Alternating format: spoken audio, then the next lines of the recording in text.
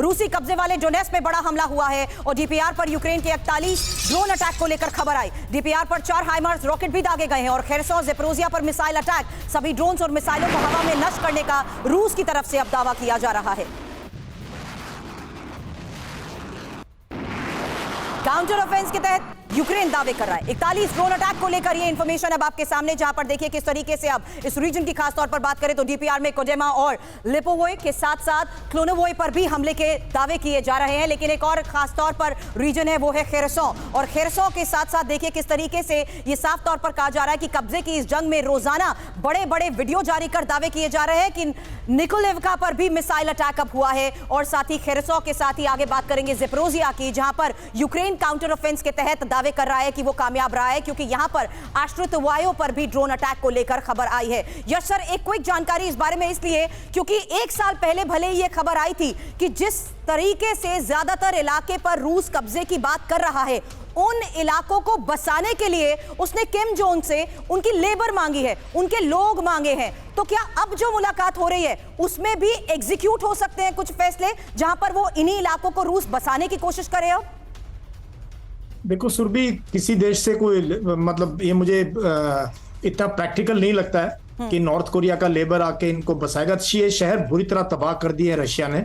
बहुत कम लोग बचे हैं, जो थोड़े बहुत थे लोग वो निकल चुके हैं। तकरीबन 1-1.5 करोड़ लोग यूक्रेन छोड़ के पड़ोसी देशों में जाके बस चुके हैं। इस पूरी लड़ाई के अंदर जो है नुकसान बहुत ज्यादा हुआ है यूक्रेन का, बट रशिया की भी बहुत कैजुअलिटीज हुई हैं, बहुत ज्यादा कैजुअलिटीज हुई। और एक चीज तो खास तौर पे उभर के आई है कि जहां तक मिलिट्री एस्पेक्ट अगर देखें तो टैक्टिकल लेवल पे भी रशियन आर्मी ने काफी मार खाई है, और स्ट्रेटेजिक लेवल पे तो उनकी लीडरशिप की जो प्लानिंग है वो अगर आप शुरू से देखो कहां से कहां पहुंच गए हैं वो काफी हद तक जो है कमजोर नजर आई है।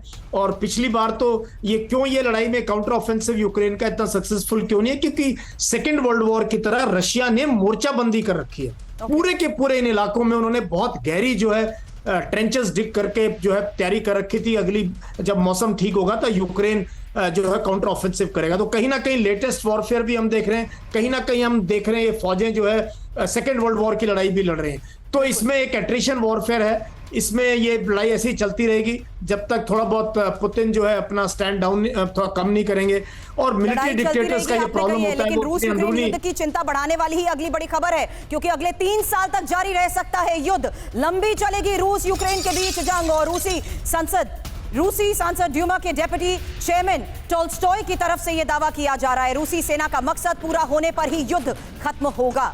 अब लंबी लड़ाई के लिए यूक्रेन कितना तैयार है, यह एक सबसे बड़ा सवाल है। हालांकि इस बारे में जानकारी आपके सामने, क्योंकि यूक्रेन को सैन्य मदद में अब तक करीब $100 बिलियन खर्च हो चुके हैं। और क्या पश्चिमी देश अगले 3 साल तक इतना भारी खर्च उठाने के लिए भी तैयार हैं, यह सबसे बड़ा सवाल है। क्योंकि अगर यह युद्ध 3 साल तक और खिंचता है तो हालात को देखते हुए पश्चिमी देश किस हद तक यूक्रेन की मदद कर पाएंगे? सुधाकर सर, यही सबसे बड़ा सवाल। और हर रोज देखिए यूक्रेन को जिस तरीके से मदद पहुंचाई जा रही है, अगले 3 साल में भी 3 साल की लड़ाई के लिए इतने सैनिक यूक्रेन आखिर कहां से लाएगा? यही सबसे बड़ा सवाल। सुधाकर सर, तो बहुत जबरदस्त सवाल आप पूछ रहे हैं। मेरे विचार के मुताबिक स्टेप बाय स्टेप आप लीजिए। इसी साल 31 दिसंबर तक क्या परिस्थिति है। आज के दिन में मिड सितंबर है, सितंबर अक्टूबर सेकेंड वर्ल्ड वॉर के टाइम में दलदल शुरू हो गई थी। बरसात का समय, ऑटम सीजन, तो इसमें ना टैंक्स हिल सकते हैं ना इन्फेंट्री आगे की तरह एडवांस कर सकते हैं। मान लीजिए आप ये मान के चलिए वो क्लेम करते हैं काउंटर ऑफेंसिव सक्सेसफुल हुआ है। काउंटर ऑफेंसिव सिर्फ एक मुद्दा को लेके या एक कंपोनेंट को लेके सक्सेसफुल नहीं माना जाता है। इसमें एक इन्फेंट्री के कंपोनेंट, लैंड कंपोनेंट होता है, एक स्काई कंपोनेंट होता है, एक स्पेस होता है, एक सी कंपोनेंट होता है। ये जब 3-4 कंपोनेंट्स का जब एकजुट सिनर्जी होके सक्सेसफुल लिंक अप करते हैं ऑब्जेक्टिव, लैंड ऑब्जेक्टिव के ऊपर, तब जाके काउंटर ऑफेंसिव सक्सेसफुल माना जाता है।